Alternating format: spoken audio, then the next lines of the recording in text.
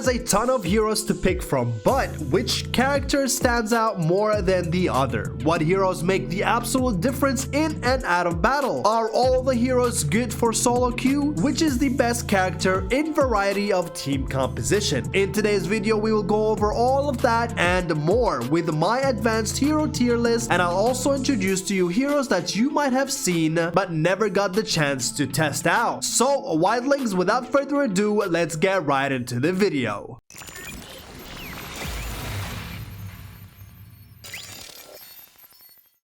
I'm sorry in advance if I place your favorite hero in a lower bracket than the others, but I have to be honest, so let's go. Alright, so for our first hero, we have Captain. Captain is extremely notorious in the pro scenes. People do have a love-hate relationship with him because of his famous water gun.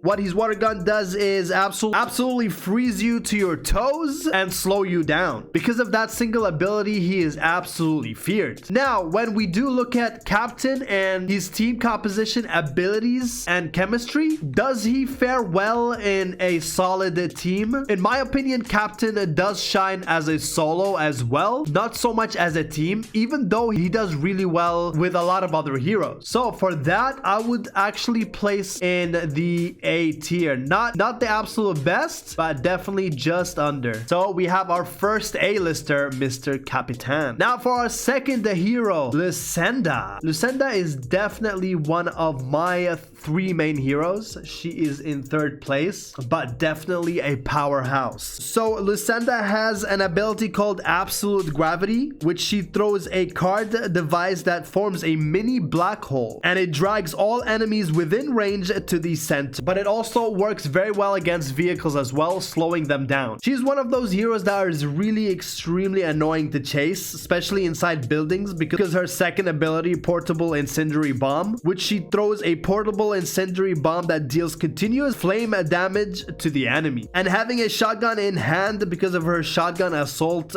passive, it increases the magazine capacity and reload speed of the shotgun. So in my opinion, LUCINDA definitely goes in A. And then we'll decide if she's ahead of Captain or if Captain beats her in that category. And for our third hero, we have none other than DUCKSYDE. Is a very interesting hero. I honestly never had a difficulty to fight against him. I haven't used him all that much, maybe 3 or 4 times. But when I did use him, I always thought, why did I pick him? Let's go over his abilities right quick. So he has the Travel Barrier, which he deploys a defensive drone that creates a large protective barrier that moves and follows you. Just reading that, you'd be like, oh my god, that's so useful. But you can shred right through it and still hit him after a certain amount of damage. His second ability is Smoke Bomb. DUCKSYDE throws a smoke grenade, which provides a little bit of cover. I don't think it's enough to put him over the edge. And then of course you have his passive, which is Auto Guard. It deploys a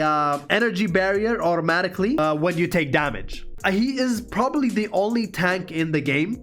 I would consider him a tank. If you play an MMORPG, he would be considered a tank because he can take a lot of damage. But with that being said, he is a large target, so you can easily hit him and trace him. You can connect your bullets so much easier than any other character. With that being said, I'm going to have to put Mr. DUCKSYDE all the way down to, I don't know, between average and meh. I don't think I would put anyone in shouldn't exist, okay? So because I think every hero has the ability to shine in one way or the other. So now we go to one of my all-time favorites. CEANA is the only healer hero in the game. Very well-rounded supportive hero. She has the med pack. CEANA deploys a small drone next to each teammate which revive or heal them. When I tell you this character is broken, I really mean she's broken. Let's say 3 of your teammates are knocked. I don't know if they're gonna nerf this in the future, but now as she stands, she's absolutely broken. 3 of your teammates are knocked. You activate this ability, you can revive 3 of them within seconds. I am telling you, when you see her in the team, make sure you get your finishes. If someone's not, go for the finish. CEANA's second ability is Restoration Field. CEANA deploys a recovery device that provides healing and shield repair to teammates within range. Her passive is called Emergency Revive. CEANA can revive teammates faster than anyone else. If you're not and you have the chance, go for that revive instantly, because they'll be up in seconds. So with that being said, she's an absolute team player. I'm not sure if you can play her solo, but her abilities are best utilized in team play. Team chemistry, team composition, I would definitely give this character, just because of that and how important she is in a team composition, I'm going to have to put her in S tier. I already know she's not going to be ahead of the S tier, that's for sure. Alright, next,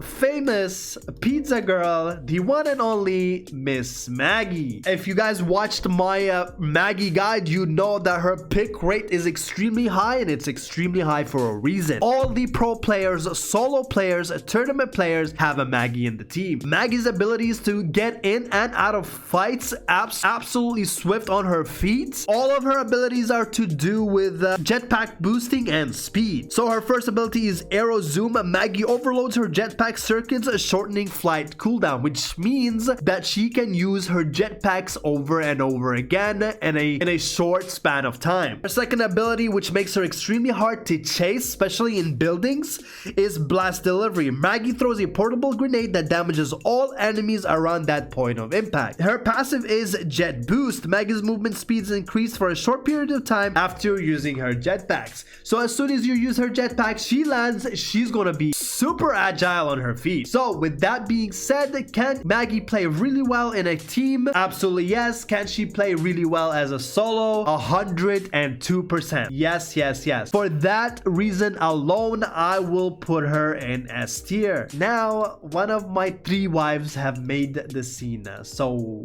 we got LUCINDA, Maggie, and the one and only Phantom. She is one of the best designed characters in the game. She also has some of the best skins I've ever seen. Phantom has an ability called Optic Camo. Phantom uses Optic Camo to hide herself and all allies in range for a short period of time. Theoretically, that sounds really cool, right? So you would think she would disappear completely or partially, like 90%, 95%, right? But that's not the case. I've put my notes for the developers to enhance this, make it at least up to 95%, because she's extremely visible. Actually, when she activates this, you can clearly see her. It's not hard not to spot her. So definitely needs a buff in my opinion. But her second ability, which makes her shine, is Portable Scout. Phantom deploys a portable scout device to get info on enemies' location around the landing points. Now this is very, very important for team play. You're rushing a building, you're not sure who is in it, or you see one enemy entering a building. You throw the scout portable ability and you can immediately highlight exactly where they are in the building, and you can give information to your team. And for her passive is Fatal Shot. Phantom deals extra headshot damage with a sniper rifle. The damage is absolutely ridiculous.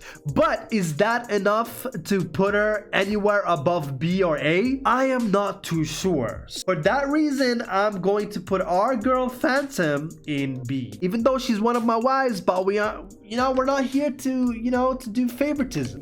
We gotta keep it a buck. And now for our next hero, Watchman. Watchman is a very, very interesting character. I don't remember the time that I've ever faced Watchman and I wasn't in trouble. This character gave me hell. His ability to freeze defense turrets. I'm not sure why they added freeze to it. It's already annoying because of the damage it deals. Watchman sets up a turret, automatically slows and deals damage to the enemy. You already have your hands full fighting Watchman, and especially if it's a sweaty Watchman, and now you have to deal with another turret. So that's another element on the battlefield that you need to account for. His second ability is Bunkers Away. Watchman deploys a defensive bunker at the current location. This makes him one of the best defensive characters besides DUCKSYDE. Not an absolute tank, but definitely defensive. His passive ability is SMG Pro. Watchman reloads the speed is increased when using an SMG. It's not news that SMGs are extremely underwhelming. Definitely need a buff, but this is the only character that can make an SMG decent. Does he play very well with a team? Absolutely yes. As a solo character,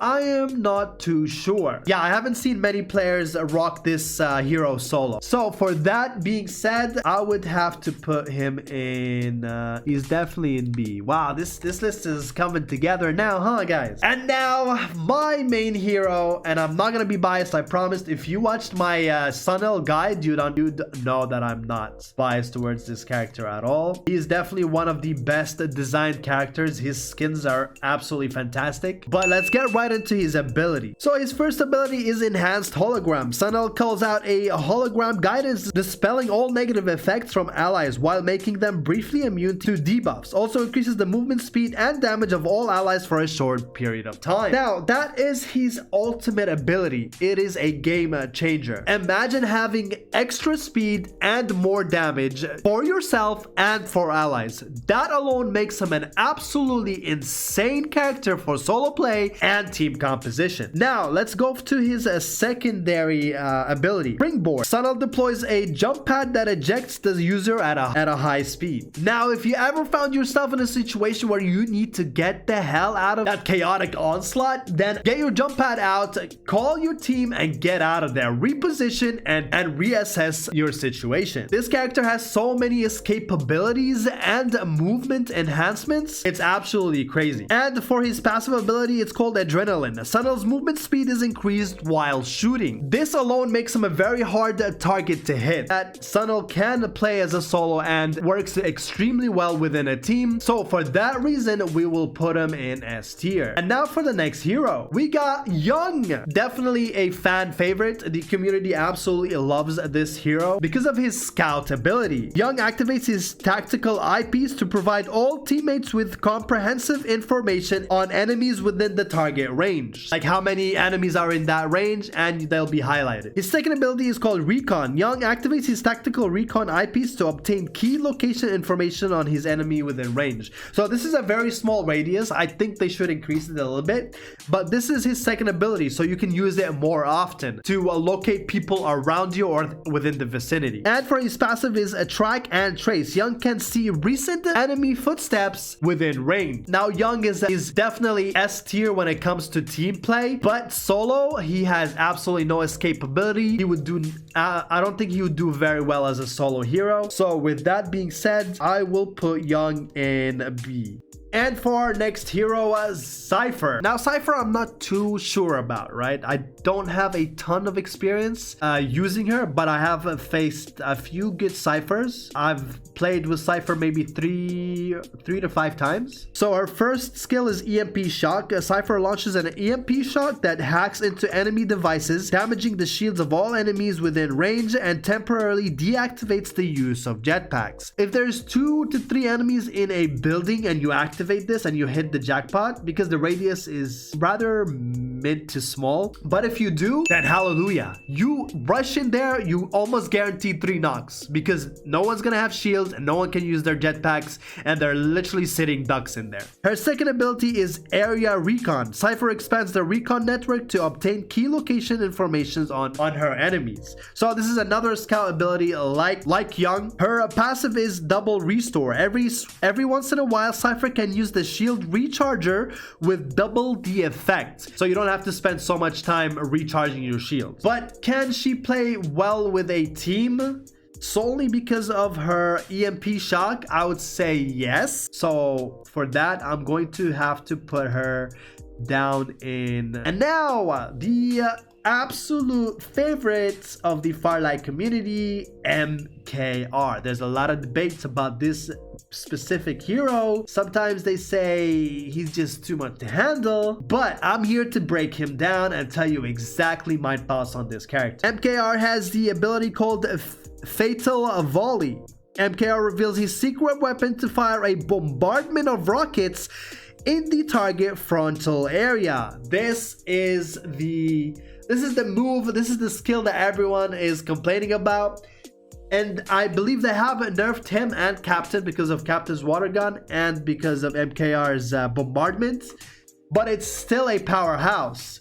Also, I don't think you damage yourself anymore. I think before you used to damage yourself. So now you have free reign to jetpack, be in the air, and just rain hell on your enemy, as long as you connect and you're close to the target area. I see a lot of people using him in solo play, and I see a lot of people using him in team composition. He is definitely one hell of a hero to go up against, especially 1v1. If you don't hit your headshots and he starts his bombardment, you're pretty much gonna lose that fight if you don't have movement. So for that reason alone, I would put NKR in really good, right? He can make a solid for best of the best, like S tier. He fits very well in A. Now for our favorite girl, Momo-san. She's unfortunately a little bit underwhelming. Put some notes for her to the devs to make her a little better and maybe have a little bit more versatility within a team. But for now, let's go with her current skill sets. Her first skill is Hoarder Drop. Momo can deploy an airdrop full of great stuff. Different attachments, different armor. Her second move is Smoke Bomb. Her Smoke Bomb does damage. It's a gas bomb, right? So if you walk through it, you take damage. Her passive is Quick Rescue. Momo and her allies take this passive as well. They can use medkits and restore shields faster. Quick Rescue is the ability that makes Momo shine, and it puts her just above or just at the average spot. Because of this ability, people in tournaments and esports scene use Momo to heal quicker outside the zone and between battles. So because of this ability, you can survive longer outside the zone and have a better chance at surviving. And for our next hero, I know a bunch of people who main BEAU, and they swear by him. I recently faced one really good player, a sweaty player using him. I had a very hard time chasing him down and putting him down. So if you are a really good player that loves a hero with extreme offensive abilities, then BEAU would be your main. And he play very well with a team. I am not too sure. Maybe with SUNIL's enhanced ability. As a solo player, absolutely solid, very hard to take down. Doesn't have escapability, but he has very high damage, versatility. So for that reason, I am going to have to put BEAU in B. Now for our final hero, Ember. I tell you, when I am engaging against Ember and he activates his dome, I'm literally scared. I can't see nothing. He can see everything. I'm getting shot from all angles. The only thing I can do is escape. I'm not even trying to challenge him. So as a team player, definitely an S tier or an A tier. But as a solo, I could see people playing him solo. I've seen a few as well. Not too many, but definitely can work as a solo. So for that reason, I'm going to have to put Ember in. I'm gonna have to put Ember in really good. Alright guys, that is my tier list. Now let's see if we need to arrange each category, move some heroes a bit further up the tier. Alright, so last minute change, and I rearranged the heroes a little bit here. I don't think anyone deserves to be in meh or doesn't exist. Definitely some of them need to have a little bit of buffs or reworks, but this is the final list, guys. If you want to screenshot it and share it around, feel free, and please let me know what's your list. What do you agree and disagree with? Please leave your thoughts in the comments below. And now guys, let's check out some of the heroes that they took out of the game for a rework, and most probably will start introducing one by one throughout the upcoming seasons. I do have an old video that showcases some of these heroes, so I'm gonna link it above, so please make sure to check it out. Guys, thank you so much for tuning in, and as always guys, if you enjoyed the video, please don't forget to hit the like and the sub button and leave a comment for the almighty algorithm god, and I'll see your beautiful faces in the next video.